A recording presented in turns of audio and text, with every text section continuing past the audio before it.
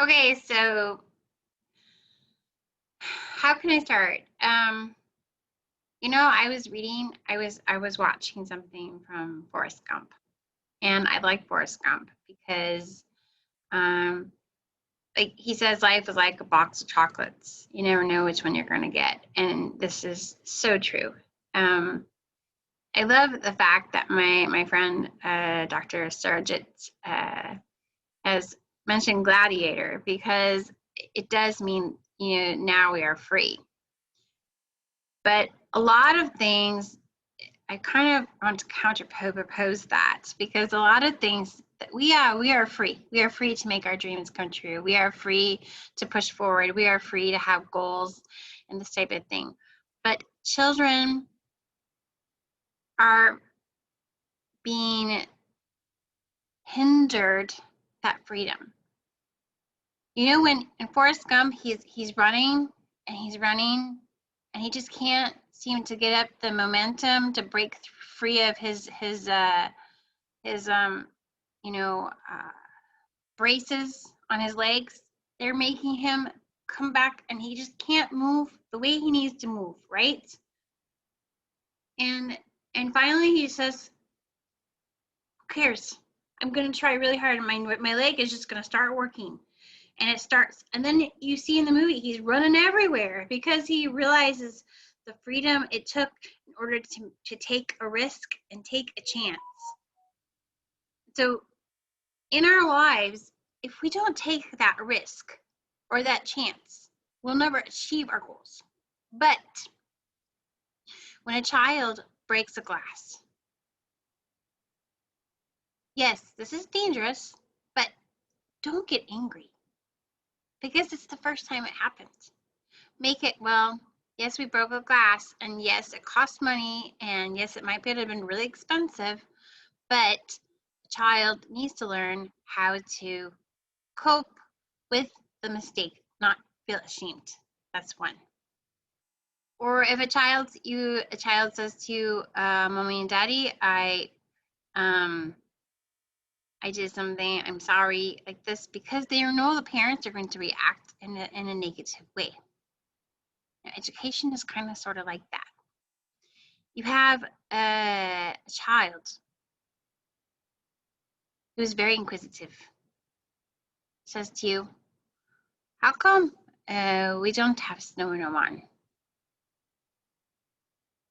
Parents' response is, most parents, we don't have snow in Oman because it's not cold enough to snow. Instead, we can say, no, we have some snow not coming from the sky, but we can make it. How do you make snow?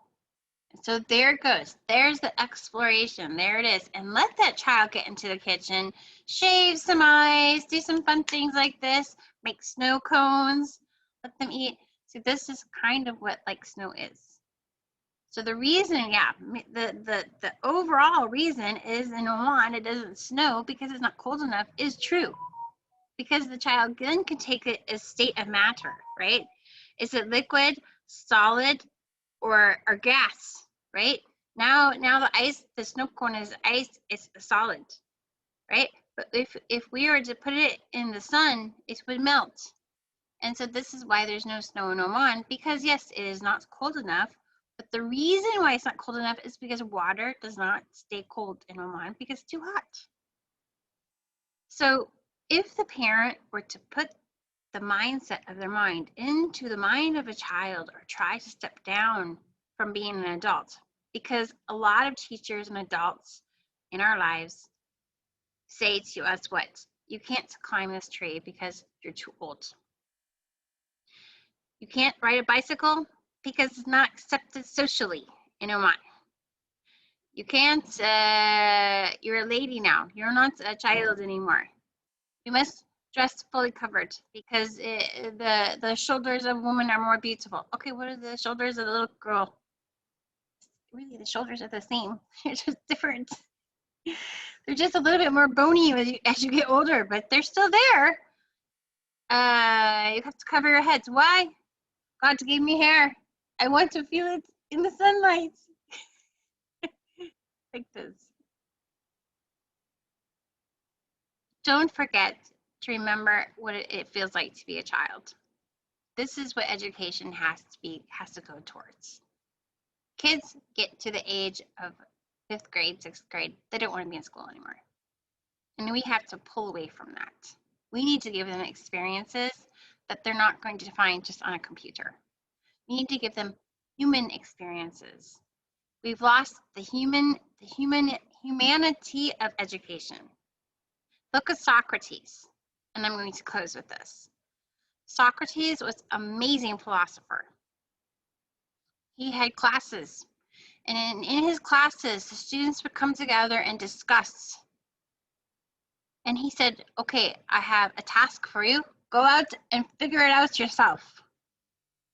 And when the students would figure it out themselves, when they come back to class, they were able to discuss and they were able to learn from each other. So in many ways, we have to look at education as it should be a lot of project-based, because you have to get away from the fact that we're teachers. Teachers, no more. You got the World Wide Web out there. A child can see any type of topic or any type of thing that they want online. Yes, sometimes it's not safe, but it's there. The information web is so massive that a child could find any information that they wanted to find in facts, but not experience. So we have to provide experiences for children. We have to provide the aspect that it feels great when your toes squish in the mud. What's mud? Oh, it's dirt mixed with water, mixed with whatever. Oh, it's fun to go walk in rain puddles and splash on them. Yeah, it makes laundry a mess for parents, but they have to remember, think like a child. Yes, this is an experience that they will remember for the rest of their lives. So when you build experiences, and that's what 21 Cast does, when you build experiences in a classroom, it's not just school anymore. It's enjoyment. It's life. Yes, you have to teach them the academics if they are going to be something in the high school, college and everything, because that's the way of the world, unfortunately. But in your primary years, you really need to step back and let the kids be kids. They're not miniature adults. They're children. And children have to develop. They have to develop into certain stages. So stop trying to change the child to be a miniature adult. Give them the knowledge and facilitate their learning. And that's what 21 Cast is all about. Giving them skill-based education so that they can think for themselves and work together as a team to try to achieve a goal together. If you tell them to multiply and they don't know the concepts, you have to teach them basic. But those multiplication activities, or when you're teaching them a basic skill, you shouldn't spend more than 10 minutes on it. The teacher has to facilitate. She says, okay, here's multiplication. We're going to say 4 groups, 4 and 4 each group. So we have 4, 1, 2, 3, 4, and 1, 2, 3, 4. Now I want you to put, here's your 4 groups. I want you to put 4 sticks in each of your groups. How many sticks do you have all together? 16. But if you just show them, they're not going to be able to use their minds to think about it. So that's why you let them work with their hands and work with experiences so that it sticks.